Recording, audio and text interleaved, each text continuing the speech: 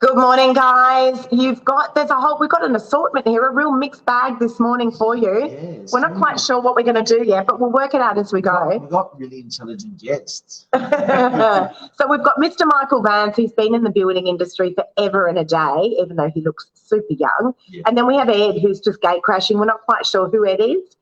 No, Ed's a very good friend of ours. We're actually off to have breakfast this morning, and we thought we'll bring these boys onto the show.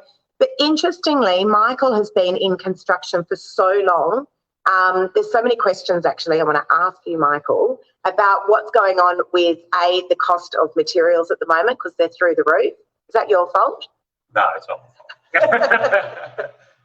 No, I think the materials, it's something that you get out of everyone's control. I mean, everyone needs to be conscious of the fact that the builders are under a lot of stress at the moment, not just COVID and the material price increases, but the unprecedented rain I'm having at the moment. So everyone that has their builder, they might be coming with a handout for some additional costs. But I just suggest you don't take a aggressive approach to it, maybe a bit more of a pragmatic approach where you can just speak to them about it, sit down with them, understand what the issues are, what they're facing. And, if they are saying the material prices are going up, it would be hard for them to provide some substance behind it to quantify how the prices have gone up, and maybe just do your own assessment about how they've conducted themselves around the project and what they're doing, and see whether it is worth, contributing a bit more money to try and help them in the situation if you can, because ultimately the worst thing that could happen is if your builder's under so much financial stress that it collapses and folds, and then you're left with a project that's unfinished. It will cost you more than what it would cost to give a little bit of extra. Them over the line. Love the one you're with. And that's happened, actually. There's been a very large construction company that I think they went under recently. They were building a big development in the CBD, I think it was. I don't know. Oh, yeah, I was going to say, I don't know if we want to name who they are, but, they did go on. They're a massive company. And without, obviously this is just, we're speculating here, but do you think this is Mr. Speculator here? We're not going to let you get off easy yet. Don't you worry. We're coming. We're going to bring some speculation in. We're coming to have a conversation with you in just a sec. But do you think that was to do with the cost of materials and the staff shortages? Well, 100%. I think it would have contributed, but you never know what exactly going on with a business like that. There's such a huge beast, pro-build, and it could have been any number of things, but certainly it would have definitely contributed to that. But I mean, you can't deny the fact that it's not just a small pocket of builders that are doing this. We see it all over the media at the moment, and it is widespread. And I'm dealing with, a dozen different builders at the moment, and I know 100% they're all facing the same challenges. And they're working hard to mitigate those losses as much as possible. And, they just need to, sometimes they're going to need to come back and ask for a little bit more. But at the same time, you need to make sure they're being honest about it as well. There's people out there that aren't going to be completely honest about the situation. Yeah, and then we're gouging a little bit. And then I guess labour comes into that as well. We sent a million immigrants back to their countries when COVID hit. That's surely affecting building as well. Builders have had to pay those extra labour costs in the last 1 or 2 years. It's all catching up on them. Oh, 100%. It is. And it is hard to find people. And, everything's just like a perfect storm at the moment with everything. So you've got the COVID, you've got the price increase, you've got the weather, and then we do have a labour shortage out there at the moment as well, and that's common throughout the industry. It's not just unskilled labour, it's also skilled labour as well. And when I say that, I mean I'm talking about designers, architects, engineers, and other engineering consultants that are in the industry as well. They're all just overloaded with work at the moment. It's right across the board. Unbelievable. It's a fruity panel this morning. We actually had an argument this morning, a mini argument. So Ed's looking at buying a property. If you need to sell your house, he will buy your house. He's got heaps of money, by the way. He's got stacks of money. It's just loads of cash. Good morning to Ben. Good morning to Lou. Good morning to Paul. Ben, good morning, guys. Thank you for dinner last night, Ben. You legend. Now, Ed, you're buying at the moment. You just had an explosion and flurry of real estate agents calling you on Saturday, yeah? Yeah, Saturday morning, it was like someone flipped a switch. It just went crazy. My wife's phone hasn't stopped ringing. And yeah, it's the same every time. We've got a vendor, they're selling, they want to do it on market quietly.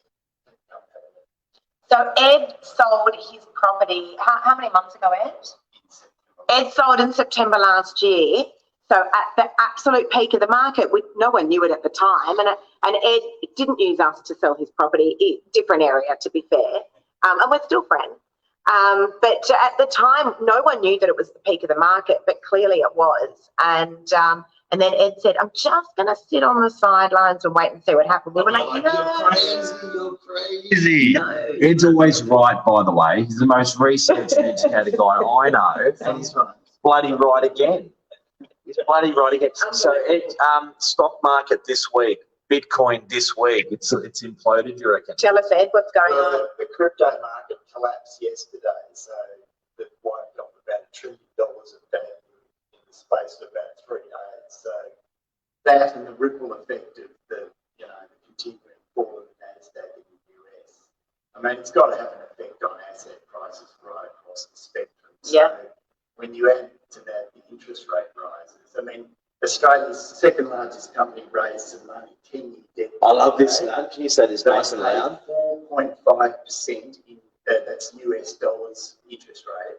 So basically, now if you look at the swap curve, if you're refinancing in 2 or 3 years, when your fixed rate runs out, you're looking at 5 as your first number of your interest rate. So if you were saying to me last week, one of the biggest companies out there raised money for a long period, I think it was 10 years. Yeah, that was CSL. CSL bought their money at, I think you said 3.5%? No, 4.5%.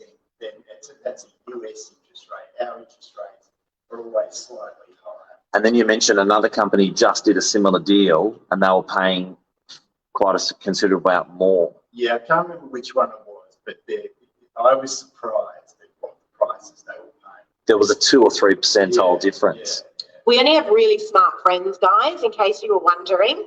we only have really smart friends. That honestly, they're incredible figures. But what I was You love saying figures. Lisa loves figures. I do. I know that I'm a real figure. She's really good at it. But what I was saying to Ed before was ordinarily what happens when the stock market performs really, really well, usually the property market does the complete opposite and vice versa.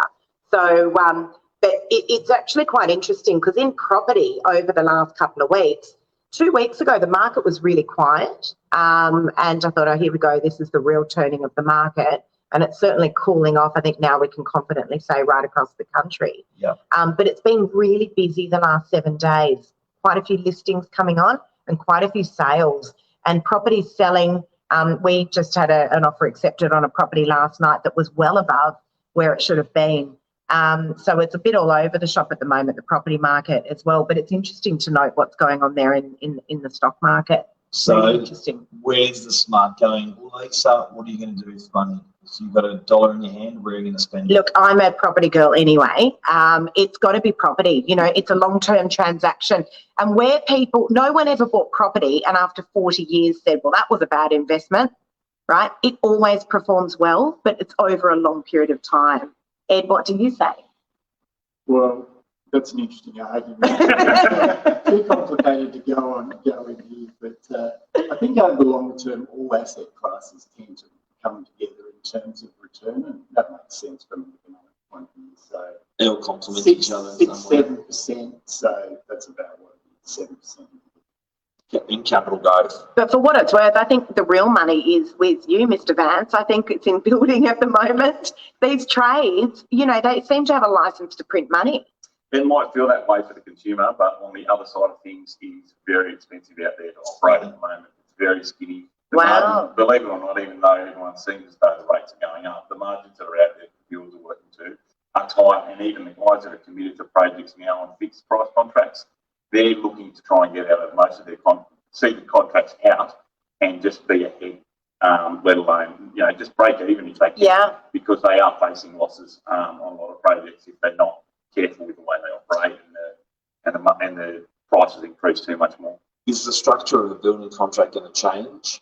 I think so, and it's a good question because over in you know in Canada and the UK, they do have allowances for rise and fall in material costs, and we're seeing a little bit of that up in Queensland. It's something that's been floated here in New South Wales as well, and I think we will see a rise and fall, and also not just that, but the cost of this inclement weather really on these guys. I mean, I think we had 75% or 76 allowable working days through the months of February, March and April. Wow. And out of that, 16 didn't receive. Does that payment. include Saturdays and Sundays? That includes So Saturdays. say that again. Oh, it includes Out of Saturdays. 76 days in the last 3 months, 16 had no rain.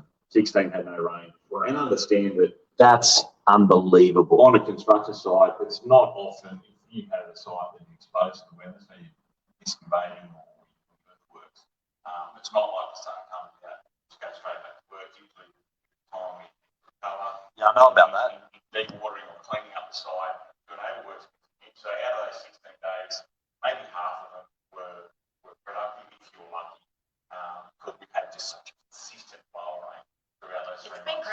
I'm waiting for an outdoor deck to dry so we can coat Yeah. it, and it's impossible. It is impossible. Yeah, it's unbelievable. And then, of course, there's this backlog because painters, or, trades aren't always working indoors, of course, as we know.